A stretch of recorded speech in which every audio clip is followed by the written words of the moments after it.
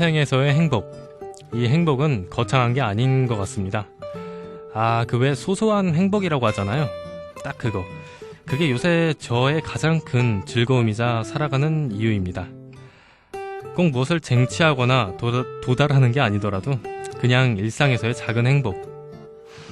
주위에서 제 친구는 버스 내릴 때 그 버스벨 있잖아요. 그 버스벨을 제일 먼저 누르는 거, 이게 일종의 행복이라고 하네요. 자기가 뭐 이긴 느낌이라나 뭐라나. 뭐 행복의 기준은 각자 다르니까요. 네, 하구님의 소소한 행복, 제가 지금부터 30분 동안 엮어드리겠습니다. 안녕하세요. 저는 저녁 음악방송 진행의 김종찬입니다. 노래 한 곡 듣고 와서 진행해볼게요.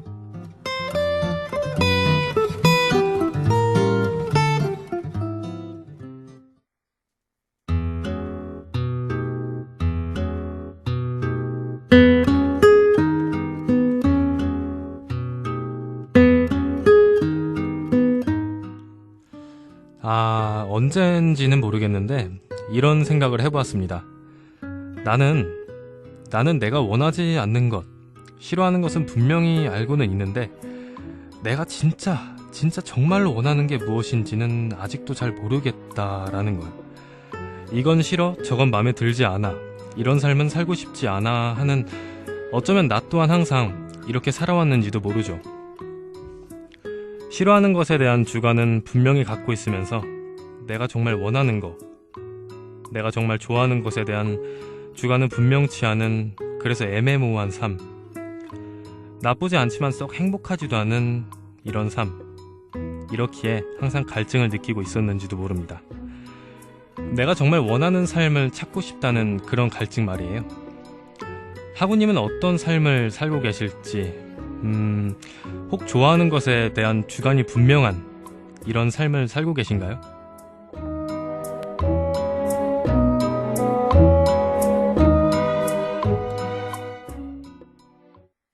이 세상에서 가장 좋은 화장은 웃음이다.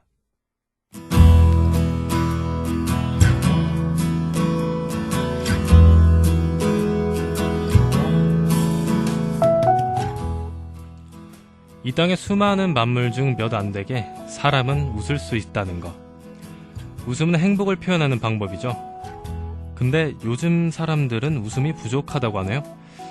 좀 더 넓은 편안한 마음을 가지고 작게나마 웃을 수 있다면 모든 일이 잘 풀릴 겁니다. 유쾌한 웃음은 어느 나라를 막론하고 건강과 행복의 상징이라고 하죠. 6살 꼬마아이는 하루에 수백 번이고 웃는다고 하지만 평균적으로 성인은 하루에 17번 정도 웃는다고 하네요. 근데 이게 왜 그럴까요? 어린이보다 순수하지 않아서? 동심을 잃어버려서? 네, 바로 체면을 차리려 하기 때문인데요. 이 도대체 체면이 뭐길래 그렇게 지키려 하는지 참 의아하네요.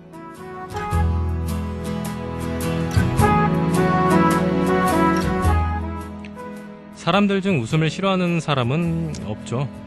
그리고 주변에 웃는 사람이 있으면 괜히 기분 좋아지고 그 사람도 더 예뻐 보이고 멋져 보이지 않나요? 전 그런데 웃음보다 우리를 밝게 해주는 화장품은 아마 없을 겁니다. 그리고 웃으면 웃을수록 몸이 건강해진다는 말 있잖아요. 그게 틀린 말이 아니더라고요. 웃으면 혈액순환을 잘 되게 하고 소화도 잘 되게 한다고 하네요. 이렇게 다 좋은데 왜 이렇게 웃기가 힘든지 모르겠습니다. 지금 이 방송을 듣고 계신 하구님도 한번 크게 웃어보십시오. 주위에 누가 있든 없든 말이죠.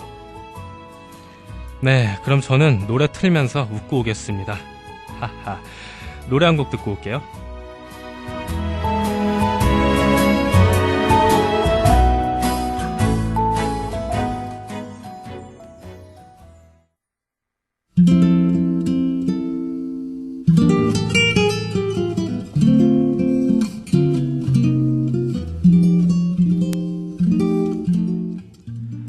초등학교 시절 숙제 때문에 어쩔 수 없이 썼던 일기장 혹시 가지고 계신가요? 얼마 전 문득 예전에 썼던 일기장이 막 이렇게 보고 싶더라고요. 어렸을 적에 다 쓴 일기장을 버리려 했는데요. 어머니께서 이런 것들 모아놓고 나중에 읽어보면 추억이 되고 보물이 된다며 모아놓았었죠. 사실 그때 생각해보면 일기를 쓰기 싫어서 하루에 며칠씩 몰아서 쓰기도 하고 뭐 없는 일을 지어내서 쓰기도 했거든요. 근데 다시 읽어보니까 어릴 적 그 생각들이 일기에 담겨 있더라고요. 지금 생각하라면 절대 생각할 수 없는 엉뚱한 혹은 이상한 상상력. 도대체 무슨 생각을 하면서 지냈는지 하는 것들도 있고요. 생각보다 내가 일기에 솔직한 마음을 썼구나 하는 느낌도 들었죠. 그리고 지금은 잘 모르는 어린 시절의 나를 알 수도 있었습니다.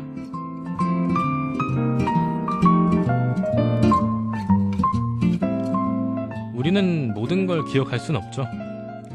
지금 이 순간도 아마 시간이 흐르면 서서히 사라질 거예요.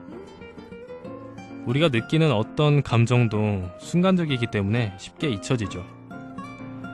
초등학교 시절 학우님과 제가 강제로 일기를 써야 했던 건 글쓰기 실력을 증진시키기 위한 껍데기, 그러니까 표면적인 이유도 있지만 어쩌면 정말 진짜 어쩌면 지금처럼 어른이 되었을 때 그때 그 감정을 되살려주려는 선생님들의 작은 선물이 아닐까 하는 이런 생각도 들어요. 사실 요즘도 몇 번씩은 오늘 느낀 점 그리고 있었던 일을 간단하게 써두려고 한 적도 있었는데 말이죠. 근데 작심삼일이란 말이 괜히 있는 게 아니더라고요. 꼭 이렇게 해야지 이렇게 다짐해도 며칠 지나면 흐지부지 되고 사람이라는 게 원래 그런 건가 싶기도 하고 뭐 그렇습니다. 네, 뭐 암튼 이번 기회에 다시 한번 일기 써보려고요. 지금은 아니더라도 훗날 내가 썼던 글들이 과거에는 깨닫지 못한 작은 보물이 될 수 있으니까 말이에요. 어때요? 학우님도 시작해 보실래요?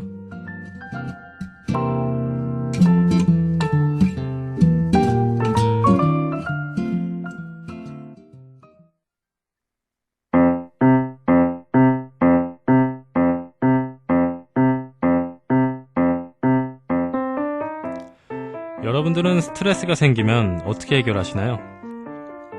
전 스트레스가 쌓이면 지금 하고 있는 걸 다 내려놓고 그냥 잡니다. 예, 그냥 자요. 제 개인적인 이야기인데 저는 잠을 무척 좋아하는 편이거든요. 사실 그 잠보다는 잠을 자면서 꾸는 그 꿈을 더 좋아해요.